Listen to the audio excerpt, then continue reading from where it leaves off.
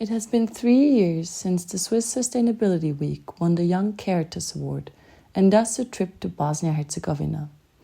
Our journey was delayed due to COVID-19, but in the beginning of October 2022, we were finally able to go. We, a team of 5 people, set off for Bosnia and Herzegovina to visit the projects of Caritas Switzerland on site, an experience that left a memorable impact on us.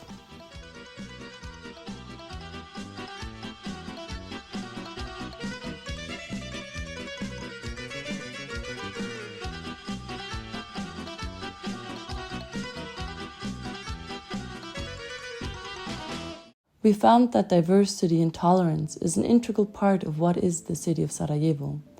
There are churches next to mosques, and every few hours the voice of the muezzin resounded over the city. However, there is a darkness to Sarajevo too. The war that took place less than 30 years ago has left its mark, not only on many buildings in form of still visible bullet holes, but even more on its people. In the Caritas Switzerland office, we were briefed about the current situation in Bosnia Herzegowina and the different projects we were going to visit during our stay in this country. On our first stop, we went to Tuzla, the third largest city in Bosnia Herzegowina. We were presented the energy efficiency and renewable energy project. Much of the energy in Bosnia and Herzegovina comes from coal-fired power plants, and many buildings are heated with coal. The primary school building in Tuzla was one of them. An entire barn of coal was burned each heating season, and the students were exposed to the exhaust of fumes and the coal furnace in the schoolyard. Thanks to a joint initiative of Caritas Switzerland and the municipality of Tuzla, the building was renovated and the coal stove was replaced by a heat pump. We also went to visit a migrant drop-in center and safe house. Due to its important position between the west and the east, numerous refugees pass through Bosnia-Herzegovina each year. The PUZ organization runs the 2 facilities for refugees in Tuzla to provide essential social services for the vulnerable people on the move. The safe house is co-financed by Caritas Switzerland. Unfortunately, there is hardly any support from the government.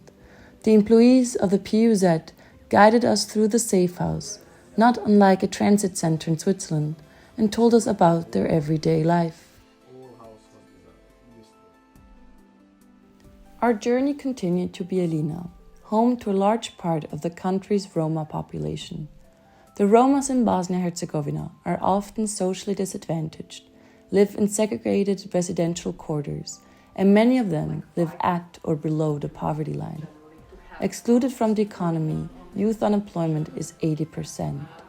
Together with the local NGO Otaharin, we visited a daycare center for Roma children, where Roma children can get help with homework, are provided with warm meals, and have a safe space to play. We were also shown the social enterprise Agroplan, where mostly Roma women are employed. With their organically grown vegetables, they produce the typical Balkan food, ihre.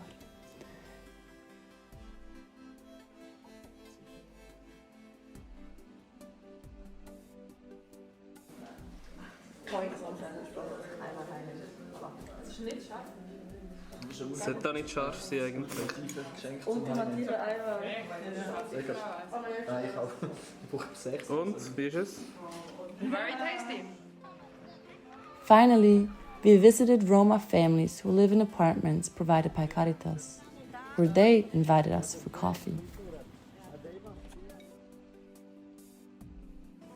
Our next stop took us to Rudo, a small town in the geographically and economically remote region of the Republika Srpska, the part of the country inhabited by a majority of Bosnian Serbs, bordering Serbia and Montenegro. We visited a new water bottling site that shall provide new jobs for the local people. Afterwards, we talked to the development officer in Rudo, who explained to us that the region is suffering from a massive exodus of young people due to a lack of prospects.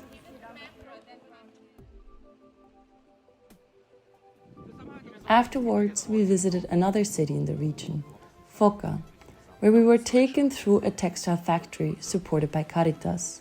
Here, a pair of trousers for a German transport company is produced in over 80 steps.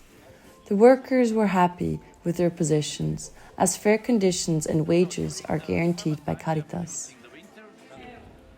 Next, we were introduced to the last shoemaker of Foča, who thanks to Caritas could buy 2 new sewing machines and keep alive her business.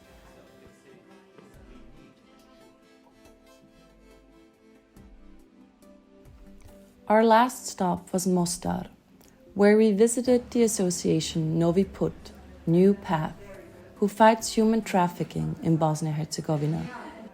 Due to the very bad economic situation in the country, the increasing poverty and corruption, the cases of human trafficking are increasing.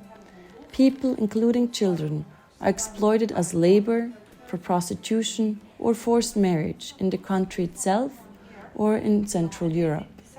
The grave stories are quite shocking.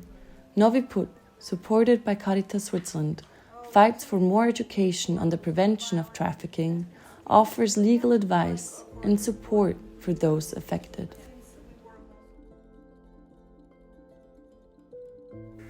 Back in Sarajevo, we met 2 students from the Faculty of Agriculture at the University of Sarajevo. They guided us through the area and showed us the greenhouses heated with the energy of heat pumps. Thanks to this heating, it was possible to grow vegetables and fruits despite the cold temperatures and thus increasing the yield. Afterwards, we took the opportunity to exchange ideas with the students and introduce them to the concept of the Sustainability Week.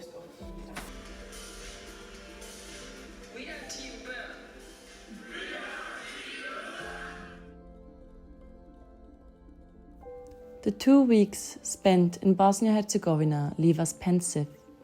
The stories of the people we met often spoke of resignation and lack of perspective. The memory of the last war is still present. All the more inspiring were the encounters with the people who work every day for the people and a brighter future in Bosnia-Herzegovina. We are very grateful for this opportunity, especially to the staff of the Caritas Switzerland office in Bosnia-Herzegovina, and wish them all the best. Vala. Okay, 1, 2, 3. Caritas Switzerland in Bosnia Herzegowina!